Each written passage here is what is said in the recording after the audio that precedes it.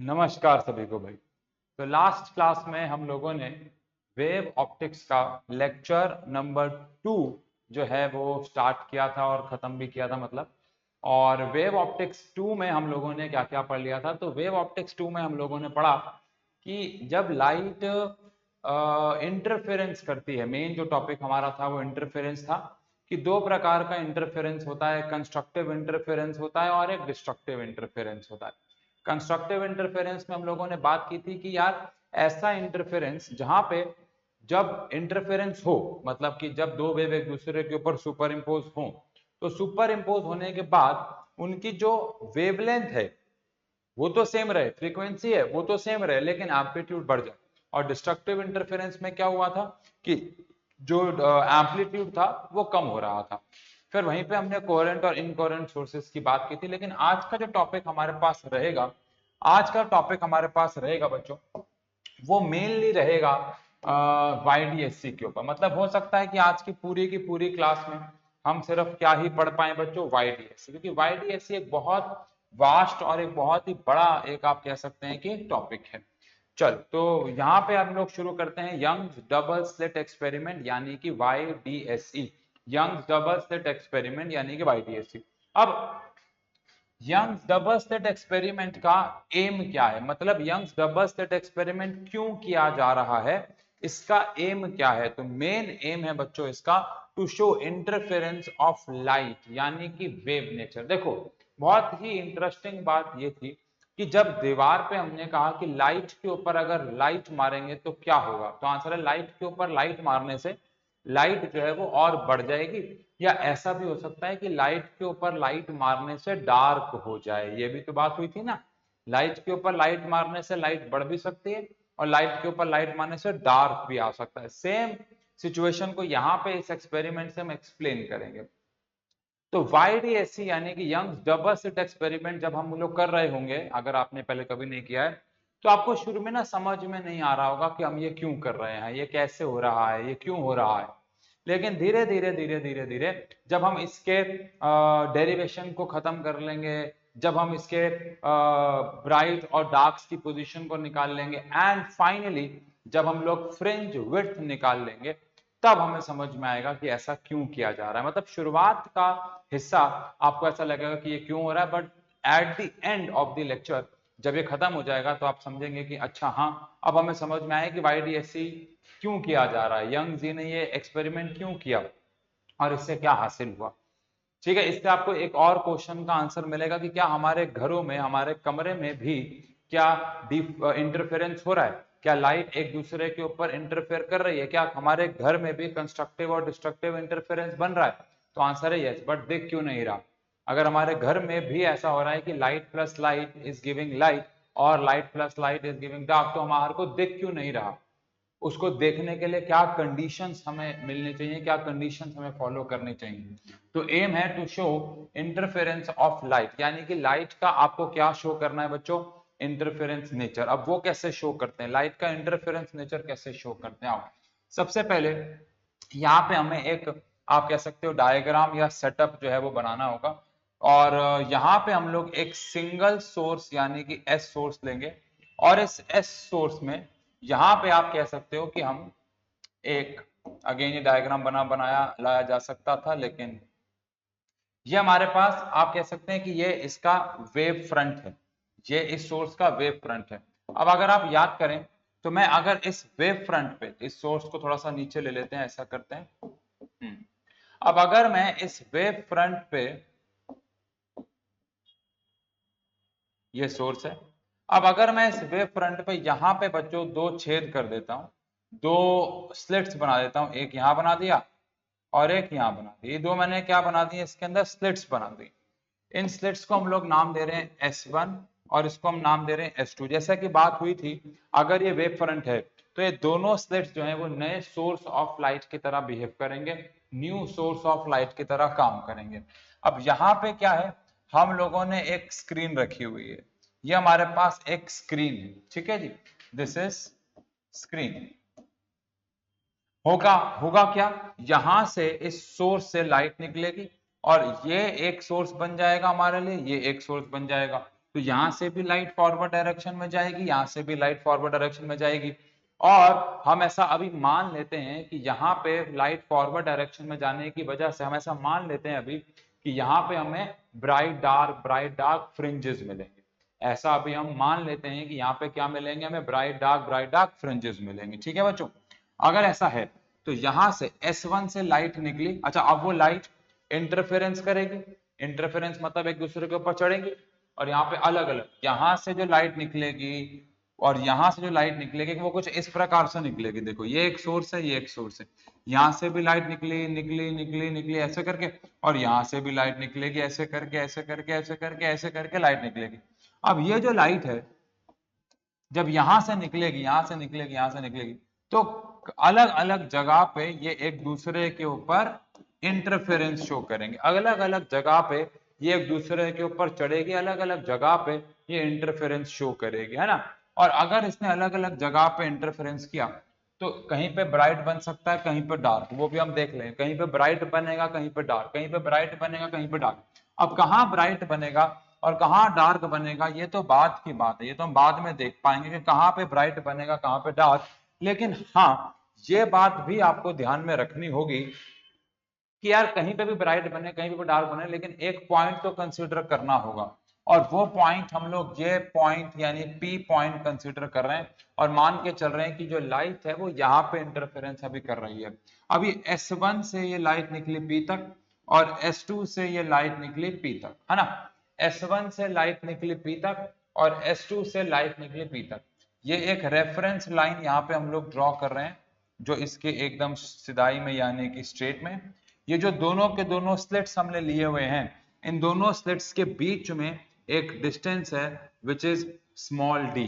Small d is the distance between the slits and capital D is the distance between the slits and the screen. Slits और screen के बीच का जो distance है this is capital D। ये capital D हमारे लिए रहेगा। ठीक है, अब यहाँ पे इंटरफेरेंस बन रहा है। ये सेंटर से भी एक रेफरेंस पॉइंट ले लेते हैं और सेंटर से ये पॉइंट हमारे पास बन रहा है लेट से O, है ना। सेंटर से पॉइंट बन रहा है O, इसको मान लेते हैं A, इसको मान लेते हैं B। ठीक है, ठीक है। अब ये जो पॉइंट है ये सेंटर से x डिस्टेंस की दूरी पे है और हमें अभी फिलहाल ये x ही निकालना है कि सेंटर से कितनी दूरी पे इंटरफेरेंस बन रहा है, और उसी की मदद से फिर हम ब्राइट और डार्क्स की पोजीशन निकालने वाले हैं। और फिर सबसे इंपॉर्टेंट बात यह है कि हम इसको एक एक्टिविटी से, जो कि मैं शॉर्ट में डाल दूंगा, उसकी एक्टिविटी की मदद से भी देखेंगे कि कैसे ये ब्राइट डार्क बनते हैं। बिकॉज ये चैप्टर मैंने आपको बताया था विजुअलाइज करना थोड़ा सा मुश्किल है, क्योंकि हमें ऐसा कुछ भी नहीं दिखता जो हमारी डेली लाइफ में हो रहा है या हमें दिख रहा है, एंड दैट इज वाई थोड़ा सा डिफिकल्ट जॉब हो जाता है। बट अगर हम YDSA का एक्सपेरिमेंट क्लास में देख लेंगे तो ये चीजें आपको थोड़ा सा आसान लग सकती हैं। चलिए, फिलहाल यहाँ पे हमारे पास O है और यहाँ पे हमारे पास P है, तो O से लेके P तक का डिस्टेंस कितना हो गया हमारे पास, x हो गया। अब O से लेके P तक का अगर डिस्टेंस x है और ये पूरा डिस्टेंस d है, तो OB का डिस्टेंस कितना हो जाएगा, d/2। OB का डिस्टेंस कितना हो जाएगा, d/2।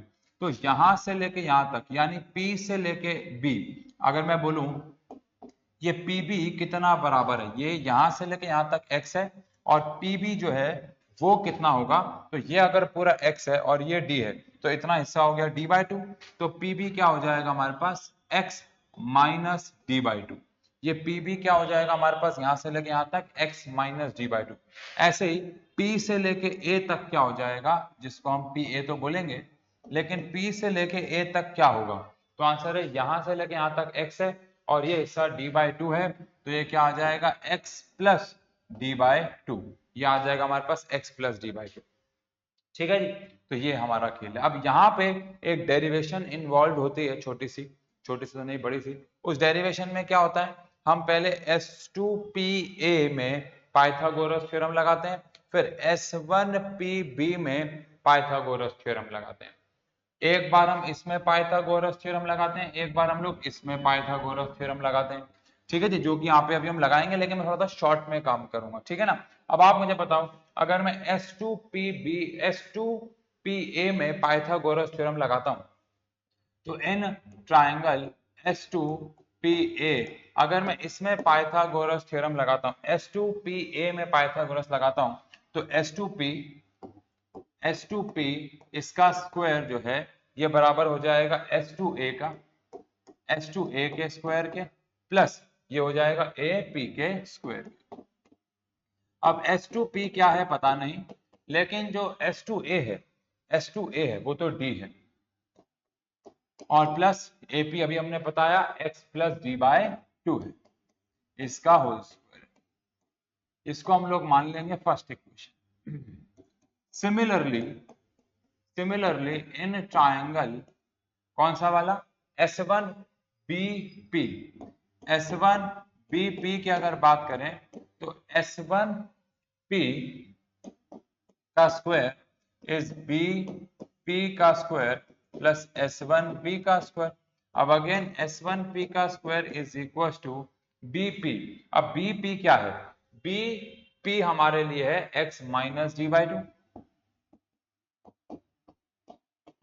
और S1B हमारे पास क्या है, D है। तो यहां पे आ गया हमारे पास D का स्क्वायर, इसको हम लोग मान लेंगे सेकेंड इक्वेशन। अब हम लोग क्या करेंगे, इन दोनों को आपस में माइनस कर देंगे तो S2P का स्क्वायर माइनस S1P का स्क्वायर इज इक्वल टू क्या आ जाएगा, यहां से D स्क्वायर से D स्क्वायर कैंसिल हो जाएगा सिंपली, ये तो D स्क्वायर से D स्क्वायर कैंसिल हो जाएगा। अगेन यहाँ पे x स्क्वायर से x स्क्वायर, D/2 के होल स्क्वायर से D/2 का होल स्क्वायर, उतनी मैथ्स तो आपको आती होगी। तो यहाँ पे हमारे पास क्या बच जाएगा, यहाँ हमारे पास बच जाएगा xd और यहाँ पे बच जाएगा xd, तो ये आ जाएगा 2xd। कुल मिला के ये हमारे पास 2xd आ जाएगा, ये वाला हिस्सा। अब S2P माइनस S1P को मैं लिख सकता हूँ S2P का स्क्वायर माइनस S1P के स्क्वायर को लिख सकता हूँ S2P प्लस S1P, और यहाँ पे S2P माइनस S1P, और ये किसके बराबर आ जाएगा बच्चों, 2xd के। अब अगर आप इस डायग्राम को इधर ऐसे देख रहे हैं तो आपको ये ऐसा लग रहा है, लेकिन एक्चुअली में जब हम YDSC को देखेंगे क्लास में, उसके ऊपर काम करेंगे, तो क्या होगा कि ये जो सोर्स होंगे, यानी कि जो S1 सोर्स होंगे और ये जो S2 सोर्स होंगे, ये एक दूसरे के बहुत पास होंगे, एक्चुअली इससे भी पास, लेकिन इससे पास अगर मैं बनाऊंगा तो आपको ये नजर नहीं आएंगे, है ना। एक्चुअली में क्या होगा, ये जो S2 और S1 को अभी तो हम बहुत दूर बना रहे हैं, बट एक्चुअली में अगर ये हमारे पास S1 है तो ये S2 है, तो ये बहुत पास है, इनके बीच में डिस्टेंस मिलीमीटर्स में है।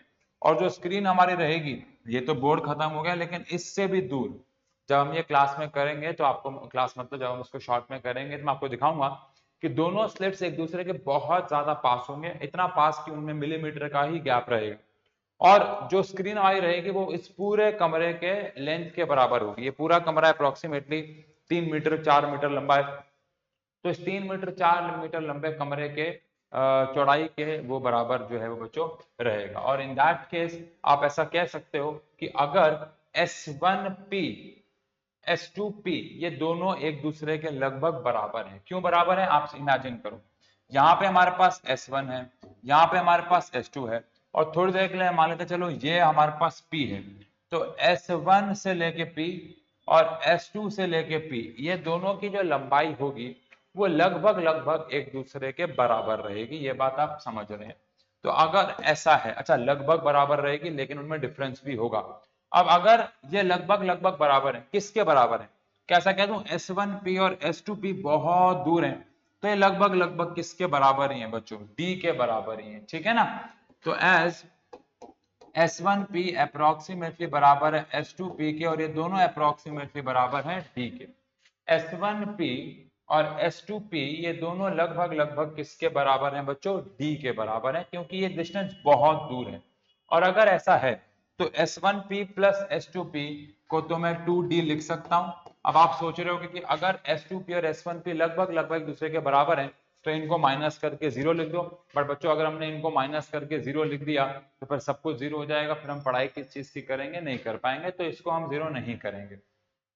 यहाँ पे हम इसको छोड़ देंगे S2P माइनस S1P, और एक्चुअली यही हमारे काम की चीज भी है, अभी आपको समझ में आ जाएगा।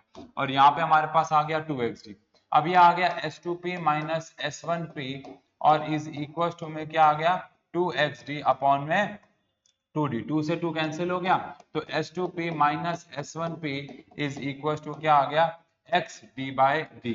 अब यहाँ पे आके क्या करना है, सबसे पहली बात यहाँ पे एक 11th क्लास का कंसेप्ट हमें मिलेगा लगेगा, वो क्या है, ये जो S2p है वो है एक वेव को यहाँ से यहाँ जाने में कितना डिस्टेंस कवर हुआ, और S1p जो है वो है एक वेव को यहाँ से यहाँ जाने में कितना डिस्टेंस कवर हुआ। अब जो ये S2p है और ये जो S1p है, ये दोनों को अगर मैं माइनस कर दूंगा, S2p है एक वेव को सोर्स से स्क्रीन तक जाने में, S1p है एक लाइट को एक सोर्स से दूसरे तक जाने में। अब इन दोनों का जो माइनस है, इसको पहली बात तो मान लो आप equation third, also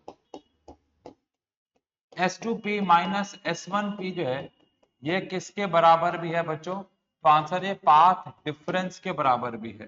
path difference का मतलब है दो वेव को चलने में कितना उनके उनके पाथ में डिफरेंस है। S1p क्या है, S1p है यहाँ से यहाँ तक का डिस्टेंस, S2p है यहाँ से, तो इन दोनों का अगर माइनस कर दूंगा तो इन दोनों के पाथ में कितना डिफरेंस है, पहली बात तो वो आ जाएगा कि इन दोनों के पाथ में क्या डिफरेंस है, पहली बात।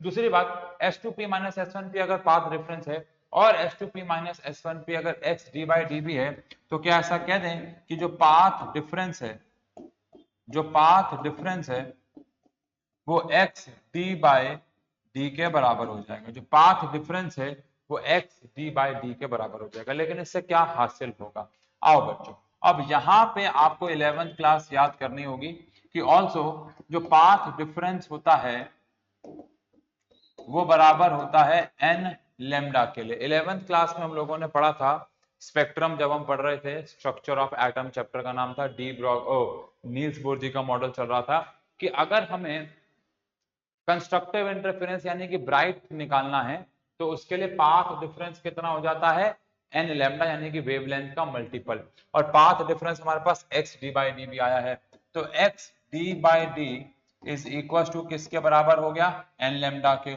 अगर x d by D n lambda के बराबर हो गया तो यहां से हमारे पास जो x है वो कितना आ जाएगा, n lambda d by D. जो हमारे पास x है वो कितना आ जाएगा बच्चों, n lambda d by D, x की वैल्यू आ जाएगी n lambda d by D. अब यहाँ पे ये x is equal to n lambda d by D क्या आया है, ये आया है कि जो सेंटर से हमारा डिस्टेंस है, इस सेंटर से हमारा डिस्टेंस है, उस पे जो ब्राइट्स बनेंगे, ब्राइट मतलब कंस्ट्रक्टिव इंटरफेरेंस, मतलब लाइट प्लस लाइट गिव्स मोर लाइट, तो जब कंस्ट्रक्टिव इंटरफेरेंस होगा तो वो कंस्ट्रक्टिव इंटरफेरेंस कहां कहां पे होगा, कितने कितने दूरी पे होगा, तो आंसर है वो कितने दूरी पे होगा बच्चों, n lambda d by D. इसका मतलब क्या है, सो पोजीशन ऑफ ब्राइट्स, अच्छा ये हमने पाथ डिफरेंस ब्राइट्स के लिए किया, फॉर ब्राइट्स, ये काम हमने किसके लिए किया है बच्चों, ध्यान रखना है, ये काम हमने किया है ब्राइट्स के लिए। ब्राइट्स के लिए हमारे पास पाथ डिफरेंस आया है n लेमडा, ठीक है बच्चों। तो पोजीशन ऑफ ब्राइट की अगर बात करें तो ब्राइट की पोजीशन हमारे पास अगर हमें निकालनी हो तो कैसे निकालेंगे भाई, सबसे पहले हम, अच्छा यहाँ पे n की वैल्यू क्या डालेंगे भाई, n की वैल्यू डालेगी 0 1 2 3 ऐसे करके n की वैल्यू, n मतलब यहाँ पे होल नंबर। अब अगर पोजीशन ऑफ ब्राइट निकालेंगे तो सबसे पहले हम लोग निकालेंगे सेंट्रल ब्राइट। देखो अगर मैं n की जगह 0 पुट कर देता हूं तो आप सब जान रहे हैं 0 लेमडा d बाई डी के हिसाब से जो पहला वाला ब्राइट है वो तो 0 पे आ जाएगा। अब 0 का मतलब क्या है कि जो पहला ब्राइट है वो यहीं पे यानी सेंटर पे ब्राइट बनेगा। अब जब मैं आपको YDSC दिखाऊंगा क्लास में शॉर्ट के फॉर्म में तो आप ये देखेंगे कि वहां पे जो पहला ब्राइट बन रहा है वो 0 पे ही बन रहा है, मतलब सेंटर पे ही बन रहा है।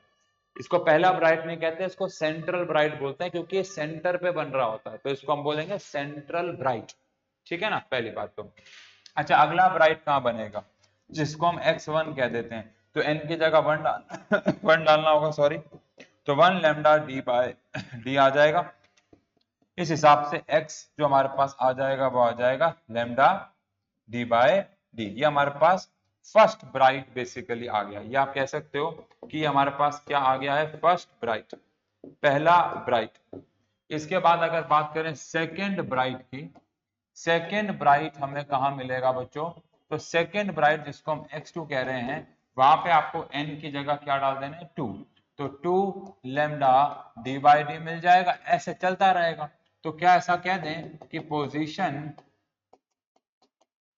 ऑफ ब्राइट, जो ब्राइट्स की पोजीशन है वो एक तो 0 पे आ गई, एक आ गई लैम्डा डी बाई डी पे, एक आ गई 2 लैम्डा डी बाई डी पे, एक आ जाएगी ऐसे ही अगर आप 3 पुट करोगे 3 लैम्डा डी बाई डी, और चलता रहेगा। तो पोजीशन ऑफ ब्राइट हमारे पास इस तरीके से आती है। अब इसका क्या एक्चुअल मतलब है, ये अभी मैं आपको जब डार्क समझा दूंगा तो आपको समझ में आएगा, और बहुत करीब है इसको समझने के लिए। मैंने आपको लेक्चर की शुरुआत में बोल दिया था बच्चों कि ये जो हो रहा है ना, आपको मकसद समझ में नहीं आएगा कि हम ये पोजीशन ऑफ ब्राइट क्यों निकाल रहे हैं और इनका मतलब क्या है, पोजीशन ऑफ डार्क क्यों निकाल रहे हैं, इनका मतलब क्या, और इनसे हमें क्या फायदा हो जाएगा, क्या हासिल हो जाएगा। लेकिन अब हम बात करेंगे पोजीशन ऑफ डार्क की। अब पोजीशन ऑफ डार्क क्या कहता है, देखो यार, ये हमारी, देख पोजीशन ऑफ डार्क लिख दिया मैंने, एक सेकेंड भाई। हाँ, मैं ये कह रहा हूं बच्चों कि आपने पोजीशन ऑफ ब्राइट तो निकाल लिया। अब ब्राइट्स की जो पोजीशन हमारे पास आई है वो क्या आई है, 0 आई है, फिर आई है लैम्डा डी बाई डी, फिर आई है 2 लैम्डा डी बाई डी, फिर आई है 3 लैम्डा डी बाई डी, है ना। ये तो अभी हम 0 के ऊपर से निकाल रहे हैं यहाँ पे, इसके नीचे भी तो बनेंगे, तो इसलिए हम इसको ऐसा लिखें तो बेहतर रहेगा, प्लस माइनस, है ना। तो n की जो वैल्यू है वो 0 1 2 3 प्लस माइनस में चलेगी, है ना, 0 1 2 3 प्लस माइनस में चलेगी, इसको ऐसे लिख देते हैं। और यहाँ पे भी प्लस माइनस तो आता ही रहेगा, वो मैं यहाँ पे लगा दूंगा, लेकिन ध्यान रखना है यहाँ पे 0 की जो वैल्यू, ये जो है वैल्यूज, तो 0 तो प्लस माइनस नहीं होता, लेकिन ये ऐसे यहाँ पे भी ये जो सारी की सारी वैल्यूज आई हैं हमारे पास, ये आई हैं प्लस और माइनस, ये ध्यान रखना, क्योंकि 0 के जो सेंटर पे हमारा था, तो 0 के इधर भी बन सकते हैं और 0 के इधर भी बन सकते हैं, वो तो है। ठीक है, ठीक है, ठीक है। चल, अब हमारे पास पोजीशन ऑफ डार्क की बात करें। अब हमने जब एक्चुअली YDSC पैटर्न को देखा, हमने जब YDSC पैटर्न बनाया, हमने जब डबल स्लिट्स के अंदर से लाइट पास कराई, डेरिवेशन से पहले की बात कर रहे हैं, तो हमने क्या देखा कि भैया ब्राइट्स जो बन रहे हैं, ब्राइट्स के बीच में ही डार्क बन रहे हैं। कैसे बनेंगे वो मैं आपको क्लास में दिखाऊंगा, लेकिन ब्राइट्स के बीच में ही क्या बनते हैं, डार्क्स बनते हैं। ब्राइट फिर डार्क, फिर ब्राइट फिर डार्क, फिर ब्राइट फिर डार्क, फिर ब्राइट फिर डार्क, ऐसे करके एक पैटर्न मिलता है। अगर ऐसा है तो क्या ये कहना ठीक होगा कि जहां पे हमने पाथ डिफरेंस n लैम्डा लिया था, अब आपको पाथ डिफरेंस जो है वो कितना लेना होगा, 2n प्लस 1 बाय 2 लैम्डा, क्योंकि आप ये समझें कि आपको 0 और 1 के बीच में एक डार्क चाहिए, क्योंकि एक ब्राइट आ गया 0 पे, एक ब्राइट आ चुका है 0 पे, अगला ब्राइट कहां पे आया है आपका, लैम्डा डी बाई डी पे, तो उनके बीच में डार्क भी तो आएगा। अच्छा, फिर लैम्डा डी बाई डी के बाद अगला ब्राइट कहां पे आया है, 2 लैम्डा डी बाई डी, तो लैम्डा डी बाई डी और 2 लैम्डा डी बाई डी के बीच में भी तो एक डार्क आएगा, जो कि क्या होगा बताओ, 3/2 लैम्डा डी बाई डी। तो कहने का मतलब यह है कि दो ब्राइट्स के बीच में डार्क आना चाहिए, और वो तभी आएगा जब हम उसको 2n प्लस 1/2 रखेंगे। कैसे, आप जहां पे n की वैल्यू डाल दो, n की वैल्यू आपको प्लस माइनस 0 1 2 3 ऐसे करके डालनी, ये पूरा कैंसिल हो गया यार, है ना। आप लोग ऐसा करना, वीडियो के बैक जाना और इसको स्क्रीनशॉट लेके नोट कर लेना, क्योंकि ये डिलीट हो गया मेरे से, है ना। चलिए कोई नहीं, लेकिन हमने ये पढ़ लिया अभी तक कि हमारे पास जो पोजीशन ऑफ क्या है, आप प्लीज बैक जाके लिख लेना यार इसको, ठीक है। हमारे पास जो पोजीशन ऑफ ब्राइट्स आए थे बच्चों, पोजीशन ऑफ ब्राइट्स हमारे पास क्या क्या आ गए थे, 0 lambda D by D, 2 lambda D by D, इसके बाद हमारे पास 3 लैम्डा डी बाई डी, ऐसे करके 5 2 3 4 लैम्डा डी बाई डी, यानी कि ये n lambda D by D पे चलता रहेगा, है ना। लेकिन अब हम बात कर रहे थे पोजीशन ऑफ डार्क के लिए। अब अगर हम डार्क के लिए बात करें तो हमने कहा कि जो पाथ डिफरेंस रहना चाहिए वो रहना चाहिए 2n plus 1/2 lambda D by D. है ना।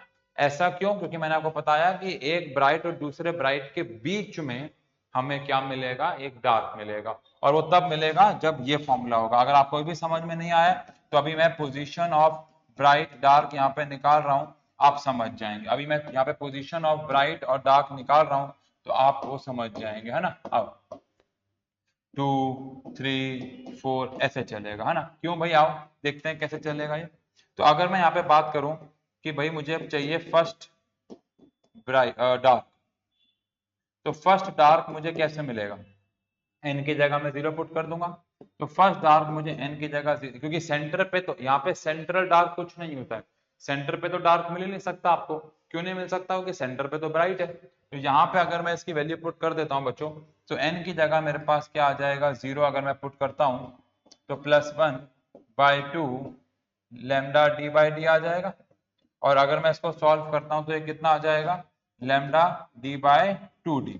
अब आप ये देखो, पहला वाला हमको जो ब्राइट मिला वो 0 पर मिला, और अगला ब्राइट का मिला लैम्डा डी बाई डी पे, तो उनके बीच में लैम्डा डी बाई 2d आएगा ना, उनके बीच में लैम्डा डी बाई 2d आएगा। तो एज अ रिजल्ट ये पहले ब्राइट और दूसरे ब्राइट के बीच का ब्राइट हो गया, ओ डार्क हो गया। ऐसे ही अगर मैं बात करूं सेकेंड ब्राइट, यार क्या हो रहा है, सेकेंड डार्क की, तो सेकेंड डार्क में मुझे क्या करना होगा बच्चों, 2n+1/2 lambda D by D रखना होगा।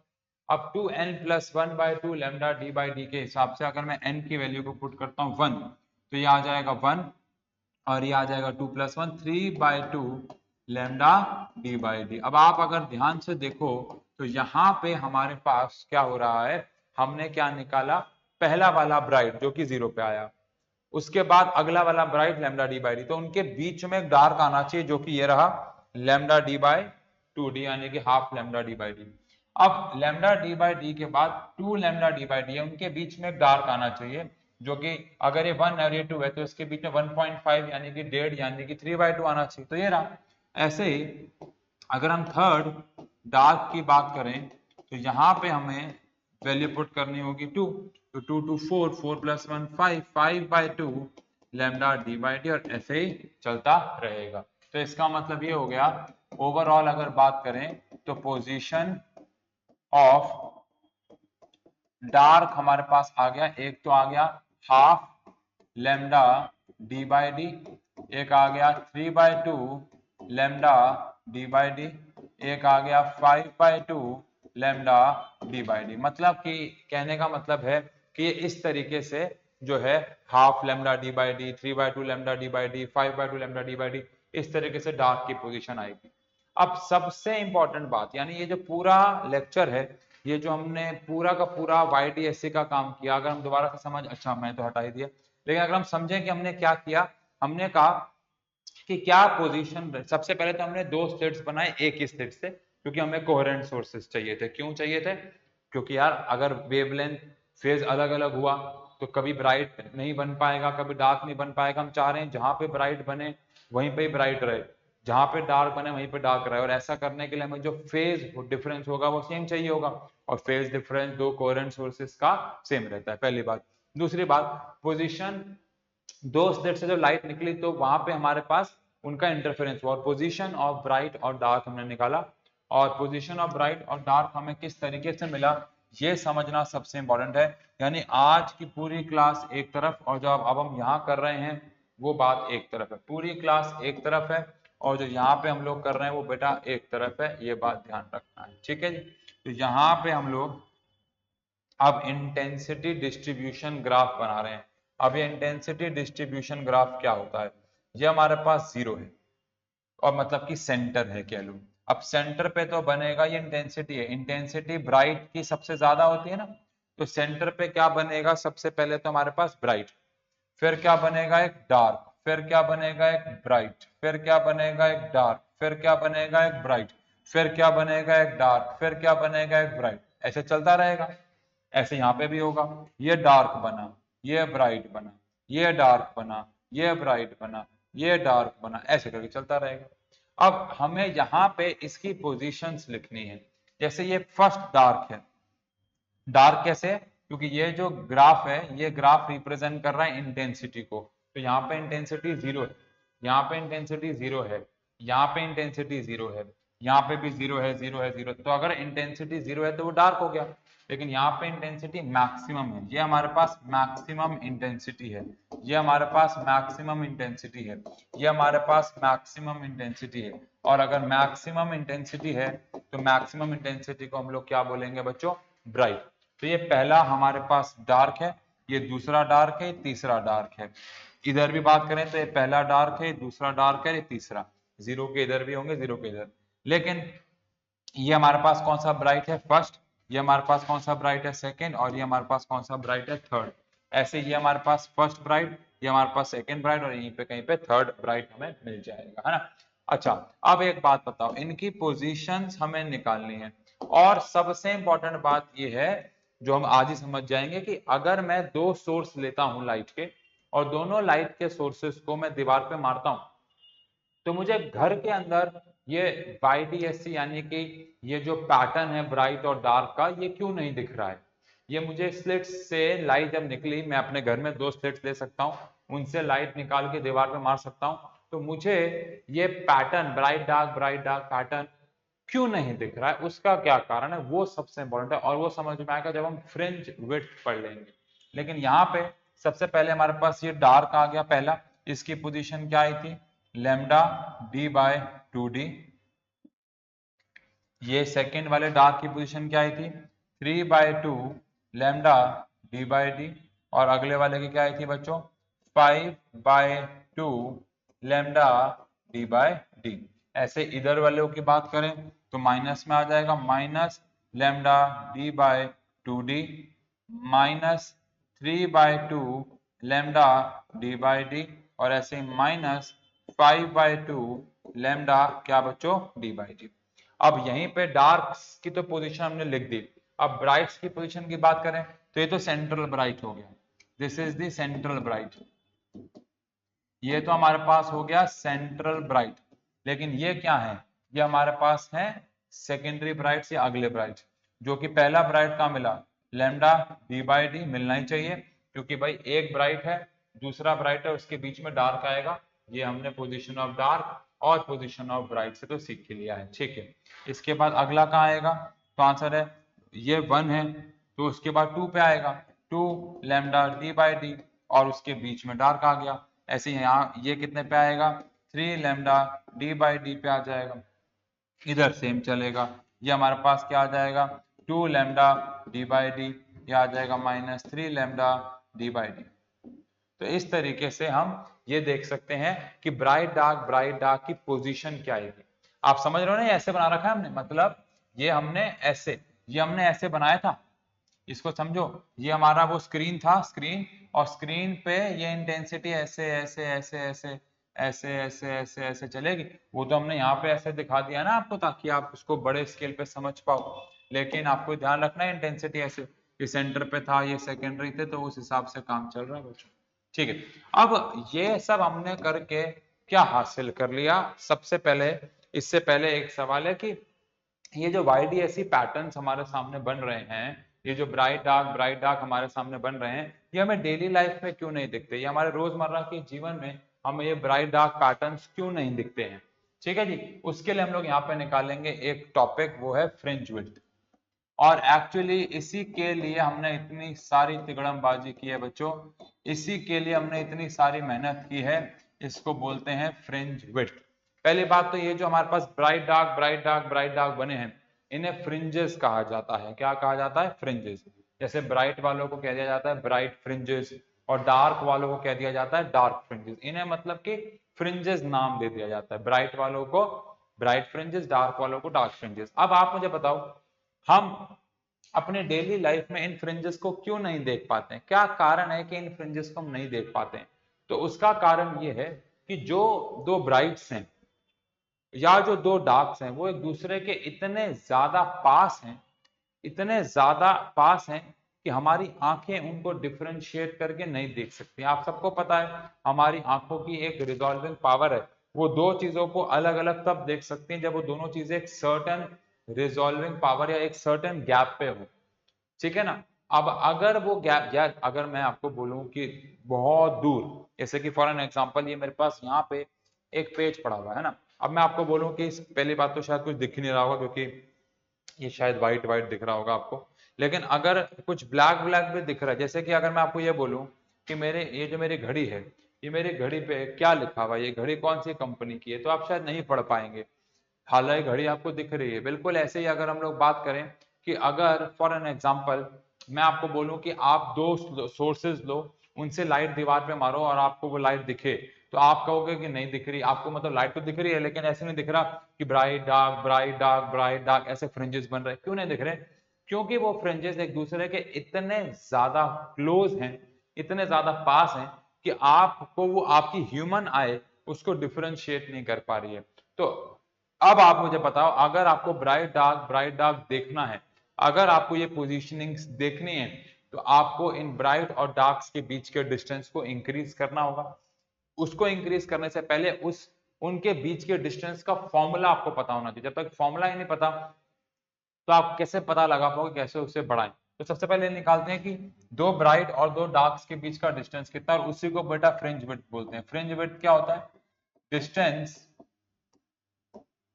बिटवीन टू कॉन्जिक्यूटिव ब्राइट्स और डार्क्स। दो ब्राइट्स और दो डार्क्स के बीच का जो डिस्टेंस होता है, जो दो कॉन्जिक्यूटिव लगातार आने वाले ब्राइट्स और लगातार आने वाले डार्क्स के बीच का जो डिस्टेंस होता है, इस डिस्टेंस को हम लोग कहते हैं फ्रिंज विड्थ, है ना। तो अगर हमें किसी भी YDSC के लिए फ्रिंज विड्थ निकालना हो तो ऐसा कह सकते हैं कि मैं nth वाले ब्राइट में से माइनस कर दूं n-1 ब्राइट, है ना। या आप ये काम डार्क के लिए भी कर सकते हो, nth डार्क में से n-1 डार्क माइनस कर दो। nth ब्राइट मतलब मान लो 7th ब्राइट में से 6th ब्राइट माइनस कर दो, 5th ब्राइट में से 4th ब्राइट माइनस कर दो, 2nd ब्राइट में से फर्स्ट, यानी nth ब्राइट में से n-1 ब्राइट को अगर हम माइनस कर दें तो उससे हमें क्या मिल जाएगा? Fringe width. अब nth ब्राइट का formula lambda D by D, और n-1 ब्राइट का क्या हो जाएगा? n-1 lambda D by D. दोनों को मैं माइनस कर दूंगा तो कुल मिला के मुझे बीटा मिल जाएगा बच्चों लैम्डा डी बाई डी। यानी लैम्डा डी बाई डी क्या है? लैम्डा डी बाई डी है दो ब्राइट्स के बीच का डिस्टेंस, ये हमारे पास बीटा है। अब जरूरी नहीं है दो ब्राइट्स के बीच का डिस्टेंस हो, दो डार्क्स के बीच का डिस्टेंस भी बीटा ही कहलाया जाएगा। बीटा क्या है? दो कॉन्जिक्यूटिव ब्राइट्स और दो कॉन्जिक्यूटिव डार्क्स के बीच का डिस्टेंस, इसे कहा जाता है बच्चों बीटा, यानी कि फ्रिंज विड्थ। अब आपके पास ये बहुत ही खतरनाक, बहुत ही प्यारा, बहुत ही इंपॉर्टेंट फॉर्मूला आ गया है जो कि बीटा का आ गया है, और वो है लैम्डा डी बाई डी। अब आप मुझे बताओ, अगर बीटा का formula lambda D by D आ गया है और हम चाहते हैं कि डेली लाइफ में हम बीटा को देखें मतलब सॉरी डेली लाइफ में हम ब्राइट और डार्क्स को देखें। अगर हम डेली लाइफ में ब्राइट और डार्क्स को देखना चाहते हैं तो बीटा की वैल्यू ज्यादा से ज्यादा बड़ी होनी चाहिए। अगर ब्राइट और डार्क्स या दो ब्राइट और दो डार्क एक दूसरे के बहुत पास हैं तो बहुत दूर से आपको वो नजर नहीं आएंगे, बट अगर हम उनके बीच का डिस्टेंस बढ़ा दें तो हम उन्हें डिफरेंशिएटली देख पाएंगे। अब आप मुझे बताओ बीटा को बढ़ाने का क्या तरीका, क्योंकि अब आपके पास बीटा का फॉर्मूला आ गया है। अब आपके पास ये आ गया है कि दो ब्राइट्स और दो डार्क्स के बीच का डिस्टेंस क्या होगा, तो वो डिस्टेंस जो है, अच्छा एक बात और बता दूं यार, ये जो YDSC टॉपिक है ना थोड़ा सा मुश्किल रहता है, इसीलिए जो भी आपके क्वेश्चन हैं इसके कमेंट सेक्शन में लिख देना। अगले लेक्चर को रिकॉर्ड करने से पहले मैं ये देख लूंगा कि क्या क्या क्वेश्चन है, फिर उनको मैं कंसीडर कर लूंगा। क्योंकि ऑफलाइन में तो अक्सर ऐसा होता है कि इस टॉपिक में कुछ बच्चों के मन में सवाल रह जाते हैं, तो यहाँ पे ना रह जाएं वो हम नहीं चाहते, तो उसके लिए फिर हम ऐसा कुछ कर लेंगे, ठीक है। कोशिश करूंगा सवाल ले पाऊं आपके सारे। लेकिन बीटा आ चुका है लैम्डा डी बाई डी। अब बीटा अगर हमारे पास लैम्डा डी बाई डी आ गया है, बीटा अगर हमारे पास लैम्डा डी बाई डी आ गया है, तो ये बीटा को कैसे बढ़ाएं? तो पहला तरीका है कि आप लैम्डा को बढ़ा दो। लैम्डा कैसे बढ़ाएं, है ना भाई? हाँ, क्वेश्चन आता है, मान लो how to maximise beta, beta को कैसे मैक्सिमाइज किया जाए। तो पहला तरीका है वेवलेंथ को, आज क्या हो गया, मुझे लगता है आज कॉफी कम पी है मैंने, क्या क्या लिख रहा हूं मैं आज। हाँ, सबसे पहला है लेमडा को बढ़ाओ। लेमडा को बढ़ाने के लिए क्या करें, तो आंसर है रेड कलर की लाइट लाओ, क्योंकि रेड के लिए वेवलेंथ सबसे ज्यादा होता है। ऑल्दो हम लोग, या जब मैं इसको करवाऊंगा तो मैं ग्रीन लेजर से ही करूंगा, उसी लेजर से जिससे हमने रे ऑप्टिक्स के कुछ 2-4 एक्सपेरिमेंट्स किए थे, जिनके मैंने शॉट डाल दिए हैं, अभी और डालूंगा मैं। तो वेवलेंथ जो है वो ज्यादा से ज्यादा रखो, उसके लिए रेड कलर लाओ। सेकेंड, कैपिटल डी को ज्यादा से ज्यादा रखो। अब वो कैसे रखेंगे, आंसर है कैपिटल डी क्या है, कैपिटल डी है जो स्लिट्स हैं और जो स्क्रीन है उसके बीच का डिस्टेंस। तो स्लिट और स्क्रीन को जितना दूर हो सके उतना दूर, लेकिन इतना भी दूर नहीं कि इंटेंसिटी लाइट की चली जाए, वहां तक लॉस हो जाए। मैंने बताया इस कमरे की लंबाई के बराबर हम लोग उसको रखने वाले हैं, जो कि 2-4 मीटर लंबा है। और थर्ड है, आप समझ गए होंगे कि जो छोटा डी है उसे कम से कम रखना है, छोटे डी को कम से कम रखना है। छोटे डी को कम से कम कैसे रखें भाई, तो आंसर है जो स्लिट्स हम लोग लेंगे उनको हम बहुत पास, जितना पास हो सकेगा उतना पास लेंगे। कैसे लेंगे वो भी मैं आपको वहीं पे दिखाऊंगा, तो आप वो शॉर्ट ध्यान से देखना। और जब आप ये शॉर्ट देख लोगे वाला, तो चाहे वापस यहाँ पे आके इस कंसेप्ट को देखना कि हमने क्या बात करी थी। लेकिन आई रिपीट कि अगर हम चाहते हैं कि बीटा ज्यादा हो ताकि हम फ्रिंजेस को देख पाए, तो पहला तरीका क्या है कि वेवलेंथ को आपको बढ़ाना है, यानी कि रेड कलर लेना है। दूसरा क्या है कि कैपिटल डी को बढ़ाना है, यानी सोर्स और स्क्रीन के बीच का डिस्टेंस ज्यादा से ज्यादा रखना है, और छोटे डी को कम से कम रखना है, यानी दोनों स्लिट्स के बीच के डिस्टेंस को आपको कम से कम रखना है। तो ये बेसिकली बात जो है वो रहेगी, ठीक है। अब आखिरी 5 मिनट का टॉपिक अगर हम करें, जिससे कि हमारा इंटरफेरेंस खत्म हो जाएगा, और फिर हम इस चैप्टर के एकदम अलग टॉपिक पे चलेंगे, विच इज डिफ्रैक्शन, जो कि नेक्स्ट लेक्चर में चलेंगे, जो कि आखिरी लेक्चर भी होगा इसका। लेकिन अगर हम लोग बात करें, ये जो हमने इंटरफेरेंस पैटर्न बनाया, ये जो हमने पैटर्न बनाया, bright dark bright dark bright dark, चाहे वैसे दिखे चाहे वैसे दिखे, इसको सस्टेन्ड कैसे रखें, मतलब कैसे इस ब्राइट डार्क को हम सस्टेन्ड रखें। सस्टेन्ड मतलब कि वो हिले ना। तो आपको कुछ बातें ध्यान रखनी है, चाहे आप ये लिख लेना, चाहे आप दिमाग में रखना। सबसे पहला, सोर्सेस कोहेरेंट होने चाहिए। अगर सोर्सेस कोहेरेंट नहीं हुए तो क्या होगा, याद करेंगे बेटा, फेज अलग अलग होता जाएगा। जहां पहले ब्राइट बन रहा था वहां ब्राइट नहीं बनेगा कुछ ही सेकंड के बाद, क्योंकि फेज बदल रहा है। तो फिर आप ढंग से इंटरफेरेंस को नहीं देख पाओगे। और कोहेरेंट सोर्स कैसे लेते हैं, आपको बताया था, एक ही सोर्स से 2 सोर्स बनाएंगे। अच्छा, दूसरा, आपको सिंगल कलर की लाइट लेनी है, जिसको मोनोक्रोमेटिक लाइट बोलते हैं। अगर आप अलग अलग कलर की लेनी, यानी कि आप मान लो व्हाइट लाइट लेते हो, तो व्हाइट लाइट में 7 कलर्स होते हैं, और सातों का वेवलेंथ अलग होता है। और सातों का वेवलेंथ अलग होगा तो 7 अलग अलग ब्राइट और 7 अलग अलग डार्क्स मिलेंगे, तो आप बहुत कंफ्यूज हो जाओगे कि कहाँ पे क्या देखना है। काइंड ऑफ एक रेनबो दिखेगा, क्योंकि सातों रंग अलग अलग फ्रिंजेस बनाएंगे, जो कि अच्छी बात नहीं है। थर्ड, बहुत कॉमन सेंस की बात है, दोनों सोर्स अगर हम सेम ले रहे हैं तो ये बोलने वाली बात नहीं, बट इंटेंसिटी लाइट की दोनों सोर्स की सेम हो। अगर इंटेंसिटी सेम होगी तो उससे फायदा क्या होगा, जो डार्क होगा वो प्योर डार्क होगा। याद करेंगे, हमने बात की थी कि अगर हम डिस्ट्रक्टिव इंटरफेरेंस कर रहे हैं तो एम्पलीट्यूड क्या हो जाएगा, a1 माइनस a2। अगर हम डिस्ट्रक्टिव इंटरफेरेंस कर रहे हैं तो एम्पलीट्यूड हो जाएगा a1 माइनस a2। अब अगर दोनों की इंटेंसिटी और एम्पलीट्यूड सेम है, तो फिर दोनों को माइनस कर देंगे तो डार्क, यानी एम्पलीट्यूड 0 हो जाएगा, इंटेंसिटी 0 हो जाएगी, और जो डार्क है वो प्योर डार्क हो जाएगा, जो कि अच्छी बात है। अगर डार्क प्योर डार्क है और ब्राइट ब्राइट है, तो आपके लिए अच्छा इसलिए क्योंकि वो पैटर्न और क्लियरली विजिबल होगा। मोनोक्रोमेटिक लाइट लेनी है, डिस्टेंस ज्यादा से ज्यादा दूर लेना है, स्लिट्स के बीच का डिस्टेंस कम से कम लेना है, कोहेरेंट सोर्सेज लेने हैं, फेज सेम लेना है। ये सारी बातें अगर हम रखते हैं तो हमें जो एक इंटरफेरेंस मिलता है बहुत ही अच्छा और सस्टेन्ड मिलेगा। उसके लिए सॉरी कि ये स्लाइड चली गई आज, तो ये स्लाइड मैं आपको भेजूंगा अभी नहीं, इसलिए प्लीज आप यहाँ से स्क्रीनशॉट ले लें, इसका भी स्क्रीनशॉट ले लें, इसका भी स्क्रीनशॉट ले लें, और इसका भी स्क्रीनशॉट ले लें, ठीक है जी। इसकी स्लाइड में नहीं भेज पाऊंगा क्योंकि वो मेरे से डिलीट हो गई है। चलिए, कोई दिक्कत वाली बात नहीं है। अगले लेक्चर में डी क्वेश्चन डाल देना, पहले क्वेश्चन ले लूंगा आपके नाम के साथ, आपका नाम बोल के अगले लेक्चर में, और शॉर्ट तो डाल ही दूंगा मैं इसका भी, और उससे पहले लाइट के 1-2 और बस ठीक है, मेरे हिसाब से ये बात है, ठीक है ना। ठीक है ठीक है ठीक है, ऐसा करूंगा। इसका शॉर्ट तो आज ही डाल दूंगा, मतलब आज, मतलब जब आप ये वीडियो देख रहे हो आज ये वीडियो, यानी कि आपके पास ये वीडियो 30 तारीख को पहुंचेगी ना, तो 30 को ही इसका शॉर्ट भी डाल दूंगा ताकि आप साथ ही साथ उसको भी देख सकें। ठीक है बच्चों, चलिए कोई दिक्कत नहीं है, मिलते हैं अगले लेक्चर में जो कि इसका आखिरी लेक्चर होगा। उसके बाद बच्चों कुछ भी ज्यादा नहीं बचा है, बहुत इजी इजी टॉपिक्स बचे हैं। डुअल नेचर मैं वन शॉट में ही कराऊंगा, ज्यादा बड़ा नहीं है, मतलब एक शॉट में उसको रिवाइज और एक शॉट में उसके ऊपर क्वेश्चंस ऐसा कर लेंगे, या फिर मतलब या फिर वन शॉट में अगर अगर या तो लेक्चर बड़ा करके उसको पढ़ाया और उसी में क्वेश्चन आंसर भी करा दिया, ऐसा कर लेंगे। इसके बाद बचेगा एटम, अगेन एटम भी वन शॉट में होगा। इसके बाद न्यूक्लियाई, अगेन न्यूक्लियाई भी वन शॉट में होगा। तो ज्यादा कुछ लंबे चैप्टर बचे नहीं। सेमीकंडक्टर है जो 2 लेक्चर 3 लेक्चर ले जाएगा, ईएम वेव वन शॉट में हो जाएगा, तो कुछ बचा नहीं है ज्यादा बड़ा। मेन 2 पहाड़ तो निकल ही गए हैं, ठीक है ना। चलिए मिलते हैं एक लेक्चर में जो कि वेव ऑप्टिक्स का आखिरी लेक्चर होगा। तब तक के लिए शुक्रिया, बाय बाय।